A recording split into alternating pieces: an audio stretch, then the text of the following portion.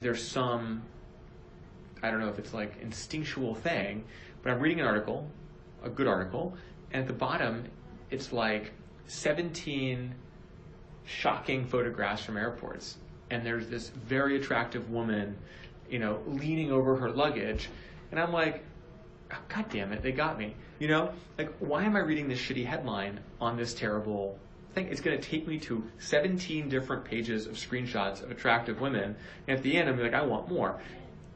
It's almost like a slot machine. Yeah. And everyone's going to make a whole bunch of money, except, it's like cotton candy money. By the time I'm done with that, I'm not anywhere near that website. I've contributed a huge amount of money back into this sort of crappy ecosystem and continued the basic Avenue Q thesis. The internet is for porn. We can label it as content marketing. We can label it all kinds of ways, but it's that same, the same way that the newsfeed works. Yeah. Get people to engage with content that may not be good for them.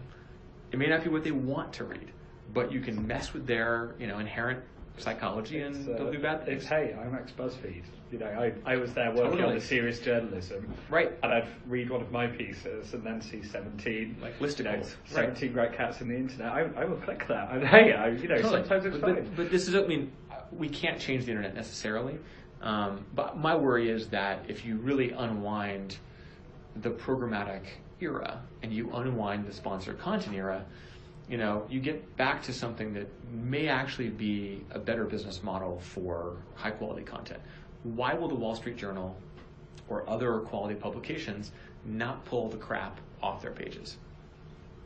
Why do they allow your cookie data to be syndicated across the entire internet? Yeah. It's a really good question. Like, they know. What do you think the answer to it is? The answer is, the Journal says, or News Corp says in general, we have to hit our numbers. That the Murdochs only care about the numbers, and they recognize that, we should do the right thing, but at the end of the day, if it's going to cost us hitting our numbers, it's not worth it. And so it's the short-term, long-term trade-off. It's, as an ad network, if I promise them I'll pay them $10,000 this month, and that's the difference between making the numbers, they're not going to say no to money. Yeah. Even The Guardian, is heavily incentivized by cash money because otherwise they're going to go out of business. And so it's a short-term, long-term problem. It would not take that much to unwind it because all of the ecosystem requires everyone in. If all of a sudden you lost access to 10% of the internet population because people said no, these businesses would crumble.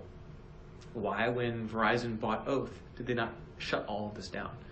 They could have. They could have said, we're not doing any third-party retargeting. We just bought $10 billion worth of ad tech. If you want to buy it, you've got to call us. But they didn't. And is that a lack of confidence in the content, or is it just because everyone else is doing it, or is it because people don't understand that you can move away from this model? That's your point.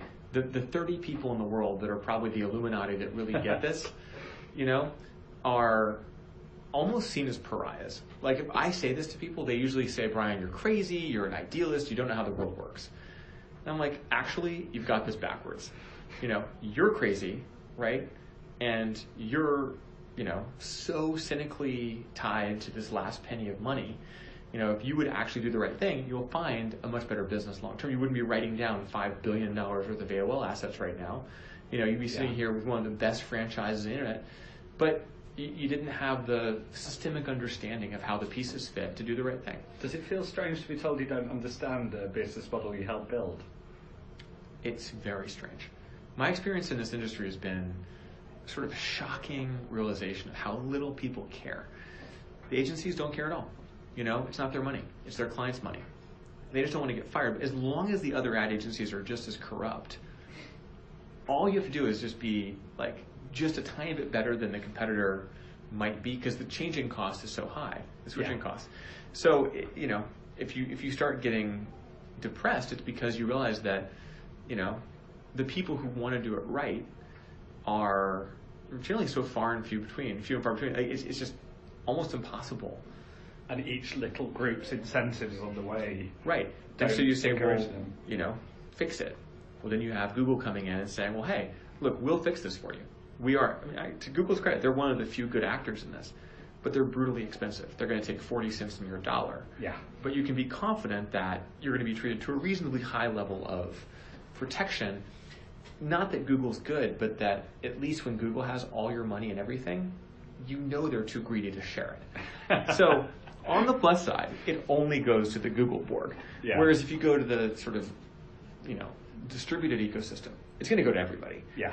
So I kind of enjoy the fact that Google is so evil, but at least they're a known evil and a very greedy evil. Yeah. So, and that ends up being the less bad of the options. Yeah. But AppNexus won deals because we would walk in with kind of a secretly anti-advertising approach. Yeah. We met with the CEO of Berta in Germany. He kind of hates advertising, which is funny because he's a media company. Yeah. And we had this hilarious conversation about what we're talking about. I'm like, I can't stand this behavioral bullshit. And he's like, oh, me too. It's like, why do you do what you do? I'm like, why do you do what you do? We share the same opinion. This is all broken. So do you think? And we won the deal. We switched him off Google. And he's like, he's like, I can't believe I'm doing this. I'm like, I can't believe you're doing it either. But thank God, because, the good guys win. And it only happens in Europe, in my experience. Yeah. That the Germans, especially the Nordics, there's a lot of companies run by CEOs who are willing to make the right medium to long-term choices and compromise short-term revenue. At the same time, they're migrating away from advertising. Yeah. So you have Berta, which is only 15% advertising. You have Schibsted Media Group in the Nordics, which is now well less than 50% advertising. They have all the classified sites. So you see this business model evolution, and all of a sudden, they do the right thing on advertising. Yeah. Kind of ironic, right? When you're not quite such a kind of junkie on it, yeah. Totally. And so the New York Times is about to do the same thing, I'm sure, because they don't need Google anymore.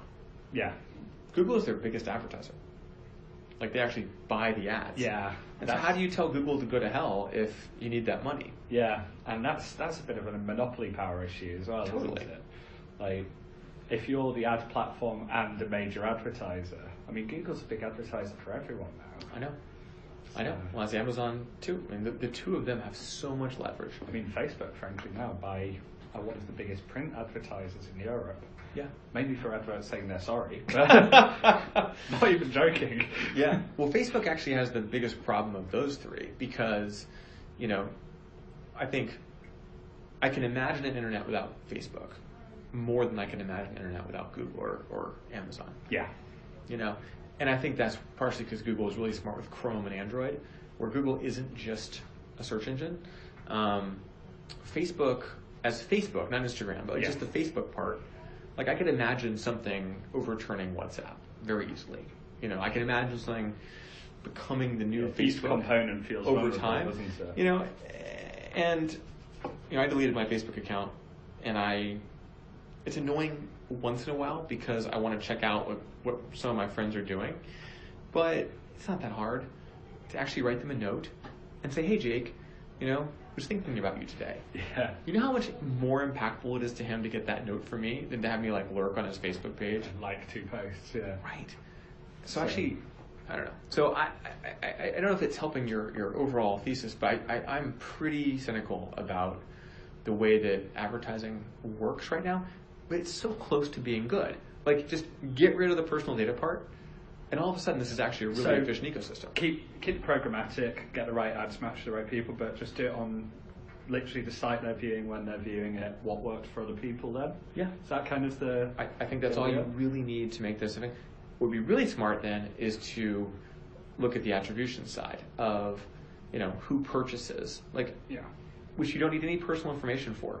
Just say, hey, look, when you click through and bought something, all the algorithm needs to know is which ads influence that purchase. We can do all of this without sharing personal information. Yeah.